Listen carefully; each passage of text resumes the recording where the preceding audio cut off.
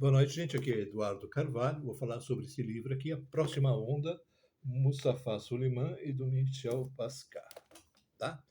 É um livro muito complexo, cheio de detalhes, cheio de informação, mas existem algumas informações importantes que não estão no livro. Por exemplo, ele não fala o que é o chat GTP e como funciona. Isso é importante demais para você entender o livro. E ChatGPT não é inteligência artificial, apesar de ele dar como exemplo de inteligência artificial o ChatGPT. Então vamos falar o que é o ChatGPT para você entender. O ChatGPT é feito em 3 etapas. A primeira etapa é a receita do bolo, onde é criado um sistema em linguagem natural, os famosos LLMs, que estão na página 95 do livro. Tá? Então, essa receita de bolo pega os livros, então insere os livros no sistema, né? O livro processa como se lesse aquele livro e distribuísse toda a informação, frase por frase, em pequenos potinhos, que são ligados a outros potinhos com uma estrutura de teia de aranha, certo? Então, quando você puxa um potinho, você puxa um monte de potinhos que são ligados a ele e você tem informação para propor uma resposta a uma pergunta feita ao sistema. Tá? Então, para que o sistema funcione, existe a necessidade da convergência do modelo. Convergência do modelo é quando ele assimila informações suficientes para dar uma resposta coerente.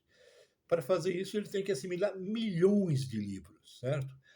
Fóruns, periódicos, todo tipo de texto. Muita quantidade de informação para que, uma vez essa informação inserida naqueles trilhões de potinhos que tem, consiga dar para você uma resposta original, né, e coerente.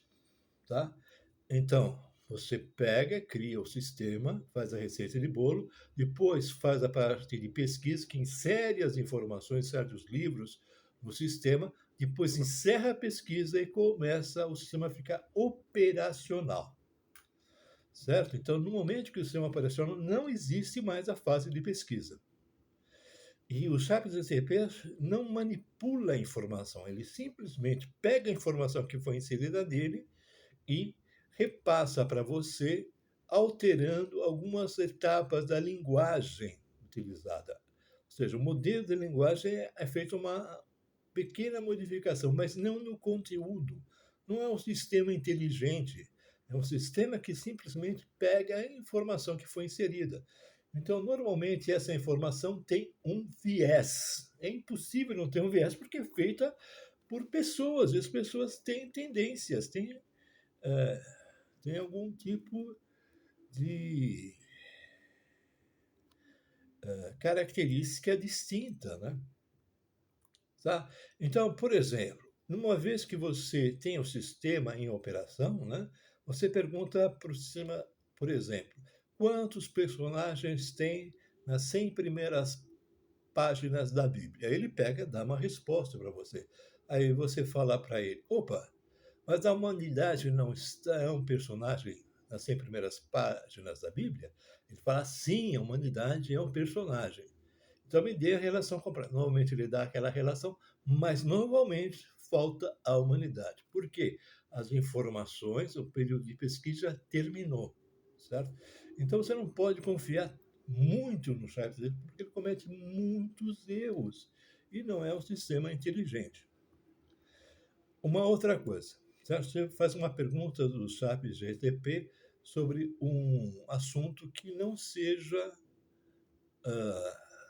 não tem uma resposta. Por exemplo, a aura em volta das galáxias. Uma coisa que é pesquisada pela astronomia, mas não tem uma resposta certa porque esse fenômeno acontece. Você pergunta para o ChatGPT, ele monta uma resposta para você. Você fica espantado, meu Deus, como ele sabe disso se não existe uma resposta? Aí você faz uma segunda pergunta. Mas isso que você me disse é tudo especulação. Aí ele responde para você: não, isso é especulação, isso é baseado em teorias científicas. Ou seja, ele está te enganando. Ele está dando uma narrativa para você que não é confiável. tá? Aí você pergunta para o ChatGPT, disso, o que é uma extrapolação? Então, vou passar para vocês o que é uma extrapolação. Por exemplo, você tem uma panela de água, você coloca no fogo, ela começa a evaporar. Aí você faz um gráfico. No primeiro minuto, evaporou 20% da água, no segundo minuto, mais 20%, no terceiro, 40%, no quinto minuto, evaporou toda a água. Agora, no sexto minuto, você pode continuar o gráfico dizendo que evaporou menos 20% da água. Só que isso é uma extrapolação, e toda extrapolação é perigosa, porque a água toda já foi evaporada. Então você não pode falar que evaporou mais água, mesmo que seja uma água negativa, uma água vinda da imaginação humana, né? Porque tudo que é negativo é imaginativo, vem da imaginação, né? Então, esse é o problema. Aí você faz essa pergunta e o ChatGPT não tem uma resposta. Então, eu não sei. Ele nunca diz isso, né? Nunca é sincero com você. Então, por exemplo, um livro aqui diz que um técnico da Google, um gerente, mas normalmente gerente não entende nada, ele só fica gerenciando lá e começou a fazer perguntas e o que a resposta veio? Veio de textos narrativos, né? De narração, de novelas, de literatura ficcional, né? E deu aquela resposta. Mas ele não pensou na resposta, ele sempre puxou aquela informação que você pediu, como se fosse uma marionete.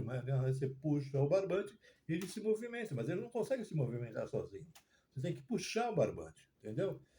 Então, assim que funciona o ChatGPT. Não tem inteligência no ChatGPT, certo? Ele simplesmente reage às suas perguntas como um mecanismo, como se fosse uma marionete.